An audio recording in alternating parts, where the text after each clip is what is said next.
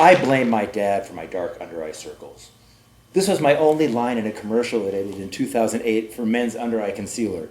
The product, which concealed under-eye circles in the same way that spackle conceals a home improvement project gone predictably wrong, did not sell well. Maybe it was my fault. Maybe the market for men's under-eye concealer is limited to drag performers and morticians. Maybe the product, whose name I've forgotten, causes death. In any case, having dark under-eye circles seems to me to be a first-world problem that doesn't really deserve much attention.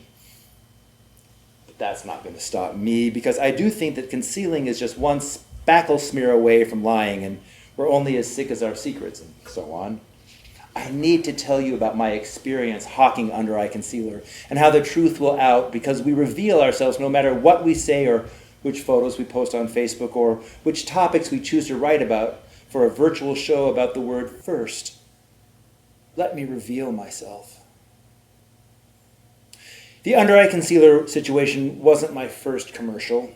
A few years prior, I had put customers off a local Bayside grill by overacting in a Hawaiian shirt and Birkenstock sandals, my body hair so effulgent in the summer light that it must have been hard for patrons to nibble on the almond-encrusted walleye without thinking about my woolly chest. In another ad, my video wife and I had demonstrated how to assemble a frame and mattress set, causing consumers to think, yes, fine, I get how this works, but someone's got to tell the wife that the bed isn't going to fix the underlying problem. I played a middle-aged man who survived a heart attack thanks to a local healthcare conglomerate, and then, healed and grateful, wandered aimlessly around the countryside, touching the bark of trees like a druid who had lost his faith. In all cases, I acted a lot with my eyebrows, mostly for emphasis. But the dark under-eye concealer put my craft to the test, and I'm not sure if I triumphed or failed. I can say this, it was my most truthful performance. Here's what happened. I arrived at the shoot on time, wearing the requested wardrobe I had pulled from my own closet. The setting was something out of a grievance-fueled Mike Rowe series, complete with a lathe and some sawhorses and a pegboard holding clamps and routers and flesh-trimming bits and other words I had to Google in order to finish the sentence. My aubergine-colored flannel draped assuredly over my gray t-shirt. I can't wear Levi's anymore because of my sagging man belly. My tawny work boots and my cinching leather belt drew the focus away from the Gap Extra Room denims. To top it off, the stylish Etruscan plum eyeshadow accentuated my offending flesh satchels so that I looked like your typical suburban white man whose secrets were just one truck stop away from being exposed. The director treated me like a prop, which I kind of liked. He positioned me between the lathe and a workbench, placing one boot on top of the bench so that I was leaning into the lens with my right elbow resting confidently on my right knee. I was all confidence, casual and crotchy, creating for the viewer a dynamic tension between my purple under eyes and the gusset seams of my Gap jeans.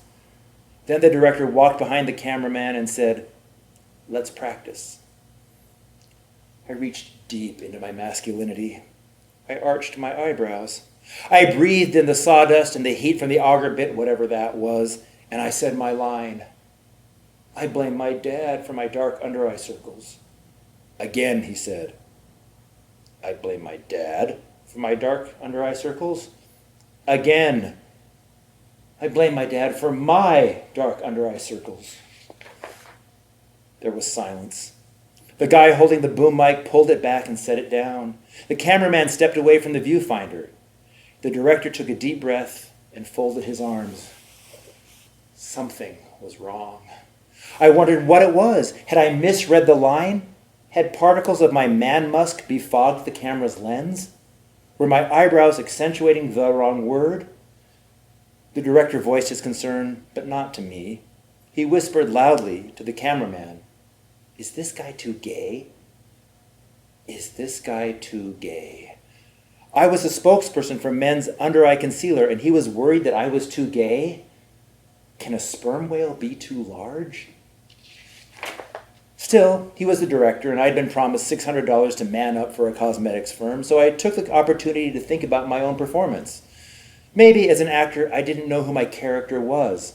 I hadn't even given him a name. I'll call him Buck, I thought, because it rhymes. I tried to picture Buck in the deer stand, his under-eye concealer smearing on the rifle sight and causing him to shoot wide and ruin the day for everyone but the deer. Or maybe Buck was with his buddies at a NASCAR rally and he was wearing under-eye concealer and some hunters with banjos mistook him for Burt Reynolds, and you can see where this is going. Maybe it wasn't Buck's under-eye concealer that made him seem gay at all. Maybe it was his sarcasm. The cameraman shrugged. Could be, he said, as if it didn't matter. The director sighed and then made a gesture toward me that looked like he was trying to keep imaginary balloons in the air. I took this to mean that I should tense up my pectoral muscles and then said my line again, this time with feeling. I blame my dad for my dark under-eye circles. The imaginary balloons all popped at once, and the director said, it's not a tragedy. You're not saying something tragic. You're just blaming your dad for your dark under-eye circles. Well, there we have it. If hearing a middle-aged man blame his father for his dark under-eye circles isn't tragic, then nothing is. I thought about my own dad. He was part of the greatest generation. He'd earned a Purple Heart in World War II. He and his kind had literally kept fascism at bay, so people like me were free to be too gay and blame him for our dark under-eye circles. Jesus Christ, life is ridiculous. I thought about what I had to do. How I had to embrace the dichotomy of portraying a cisgender, heteronormative male who is objectifying himself to sell a product to gay men that promotes ageism and homophobia while using words that would have made my father wonder what the Sam hell I was talking about. I did what the moment required. I stared down the camera with my green eyes and Etruscan plum under-eye circles, and I thought, buck up, man. Or, man up, buck, whatever. And then I said my line, I blame my dad for my dark under-eye circles. The director was quiet. The cameraman stood up. The stylist went to powder the shine off my forehead and then was stopped by the director's gesture. That was good enough, he said. And then I went out into the afternoon, looking like Huckleberry Finn, as told by Tennessee Williams. That is to say, I was too gay, and that was good enough for me. I didn't even get a sampler of the under-eye dark circle concealer, but that's okay. A dab of Preparation H works just as well, I've heard.